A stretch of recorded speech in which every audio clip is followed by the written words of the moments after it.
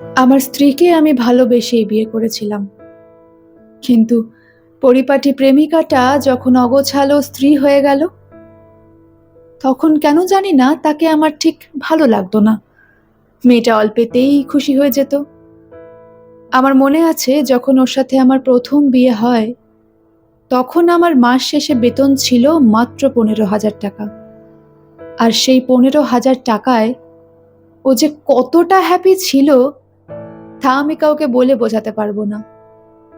আমি থেকে শুরু করে আমার পরিবারের প্রত্যেকটা মানুষেরও খেয়াল রাখতো, আর দিন শেষে চাইতো একটু ভালোবাসা, যা আমি সময়ের সাথে সাথে একেবারেই দেওয়া কমিয়ে দিলাম। আস্তে আস্তে আমার পজিশন বাড়লো, আমার চিন্তাধারা হলো উন্নত, কিন্তু সংসারের চাপে পড়ে ও ঠিক আগের মতোই রয়ে গেল। আমার 15,000 টাকার বেতন এখন 30,000 টাকায় গিয়ে ঠেকলো। ঘর পরিবর্তন হলো, আমি পরিবর্তন হলাম, কিন্তু পরিবর্তন হলো না নীলা। হ্যাঁ, আমার স্ত্রী নিজেকে পরিবর্তন করলো না। টাকার নেশা আমাকে ক্রমশ গ্রাস করতে শুরু করলো। ভুলে গেলাম আমি আমার প্রিয় অতীতটাকে।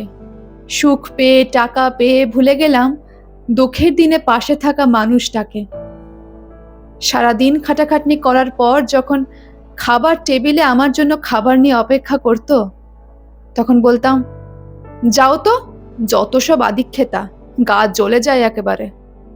বা যখন বৃষ্টির সময় আমার হাত দুটো চেপে ধরে বলতো, চলো না আবার আগের মতো বৃষ্টিতে ভিজি, তখন আমি বলতাম, বয়স তো কম হলো না, এবার এসব পাগলামি প্লিজ ছাড়ো। মাঝরাতে যখন পিরিয়ডসের ব্যথায় কুকড়ে উঠতো মেয়েটা, আমি নাক সিটকে পাশের রুমে ঘুমোতে চলে যেতাম। দিনের পর দিন এত কিছুর পরও তার ভালোবাসা বেড়েছিল, আর আমার আমার বেড়েছিল তার প্রতি অনেক অনেক অবহেলা। একটা সময়ের পর আমার পরিবারও ওকে অবহেলা করতে শুরু করে। যার রান্না এতদিন সবাই তৃপ্তিভাবে খেত, এখন নাকি তার রান্না মুখে তোলা যায় না।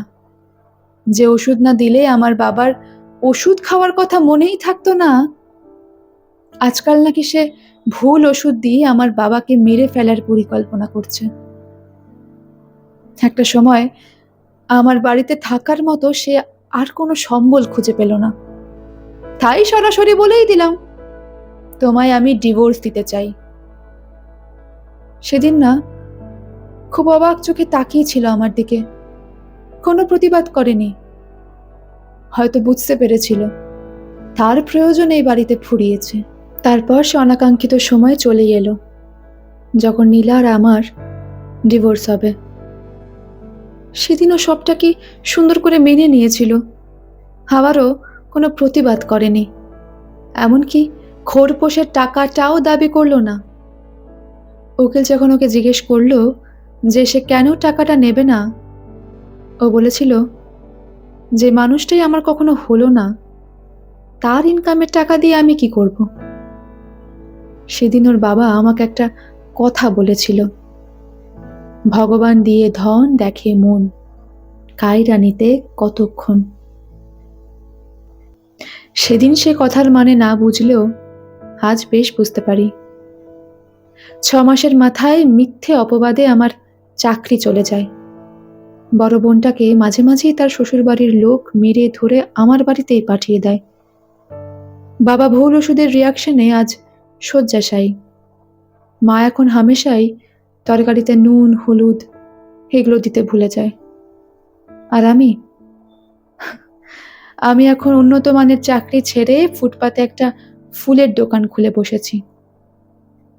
আজ ওই কথাটার মানে বেশ বুঝতে পারি। ভগবান দিয়ে ধন দেখে মন, কায়রা নিতে কতক্ষণ। লুকিয়ে খোঁজ নিয়েছিলাম নীলার। শুনেছি ওর বাবা নাকি ওকে আবার বিয়ে দিয়েছে। স্বামী একজন ডাক্তার, খুব সুখে আছে। খুব ভালো ভাগ্য এই মানুষটার যার সাথে নীলা বিয়ে করেছে। গেছে মাসে নাকি তাদের একটা মেয়ে সন্তানও হয়েছে। সে সুখের আশা করেনি কোনোদিন। তাই তার জীবনে এত সুখ আজ। আর আমি টাকা পেয়ে, সুখ পেয়ে মানুষকে অমানুষ ভেবেছিলাম। তাই আজ আমার এই পরিণতি। তাই তো লোকে বলে, শেষ হাসিটা তারাই হাসে যারা নিজেকে নয়, অন্যকে ভালোবাসে।